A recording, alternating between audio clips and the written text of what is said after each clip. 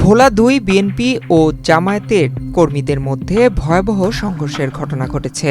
৩১ জানুয়ারি শনিবার সকালে বোরহানউদ্দিন উপজেলার টবগী ইউনিয়নের ৭ নং ওয়ার্ডে সংঘর্ষে উভয় পক্ষের অন্তত ১০ জন আহত হয়েছে দলীয় সূত্রে জানা গেছে। জামায়াত কর্মীরা অভিযোগ করেন, দাঁড়িপাল্লার নির্বাচনী প্রচারণাকালে বিএনপি সমর্থকরা জামায়াতে ইসলামীর কর্মী সমর্থকদের ওপর হামলা চালিয়েছে। এতে জামায়াতের ৬ জন গুরুতর আহত হয়েছেন।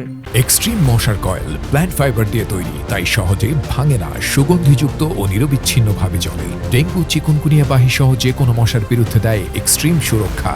অপরদিকে বিএনপি সমর্থকরা জানান, তাদের শান্তিপূর্ণ প্রচারণাকালে জামায়াতের কর্মীরা হামলা চালিয়ে তাদের বেশ কয়েকজনকে আহত করেছে।